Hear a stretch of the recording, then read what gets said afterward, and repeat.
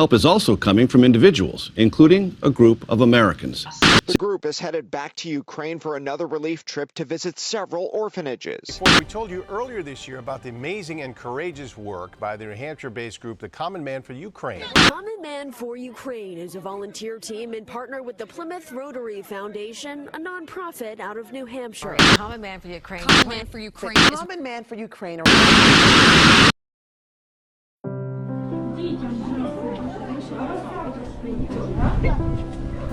Now, more than ever, Ukraine's children need our help.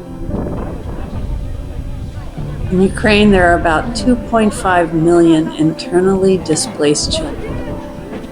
2.5 million children who are hiding in safe houses, orphanages, abandoned schools, and repurposed monasteries, hiding from kidnapping and bombing. Це мої троє в нас настрої. Ага, 2 лата. My o tym nie myślimy w czasie tej wojny. Jest zadanie do wykonania i to robimy. There is no place of thinking about the risks involved because there is so much action to be done. So the main focus is on achieving those goals that we set, and we don't think about the risks. These kids have basic needs. We rent a warehouse in Poland. We stockpile food, sleeping bags, and generators. And every month, volunteer truck drivers load up goods from the warehouse and deliver them to safe houses and orphanages throughout Ukraine.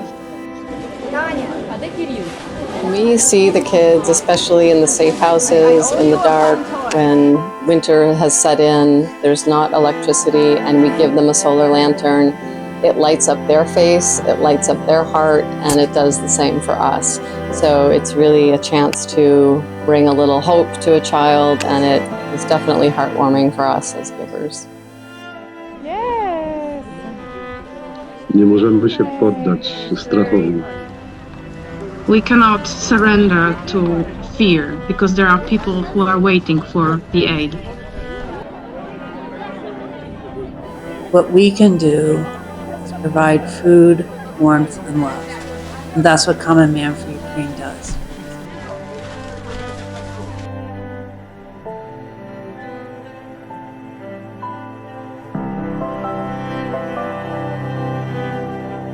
While we've been feeding these children for the last 2 years, almost 3, we noticed that the trauma that they are suffering is catastrophic. They're living in a war zone. Many of them have lost a parent. And we decided to expand an existing program and provide monthly trauma counseling retreats to children whose fathers have been killed in the war.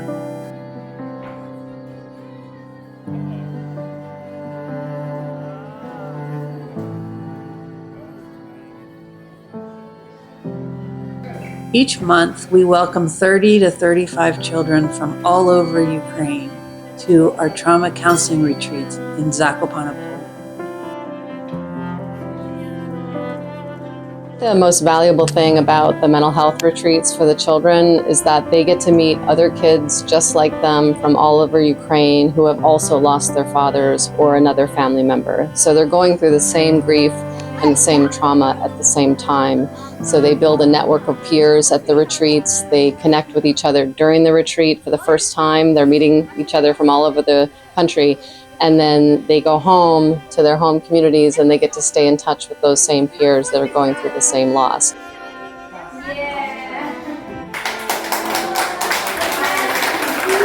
We also, during the retreats, give them coping skills, and they actually go home with a set of cards that have kind of reminders of the coping skills that they've learned at the retreats.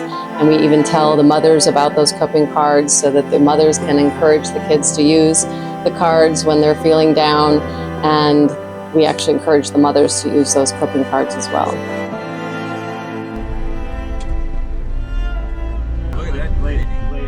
America has this history to it where we see struggles in other countries and we chip in, we come together, and we try to alleviate the suffering of others across the globe.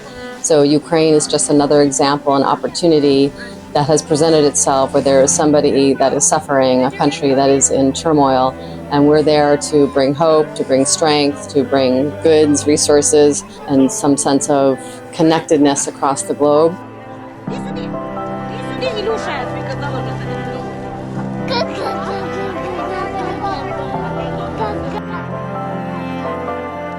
For decades into the future, they will remember that at a really dark time, someone from the United States, carrying messages of love, brought to them food, warmth,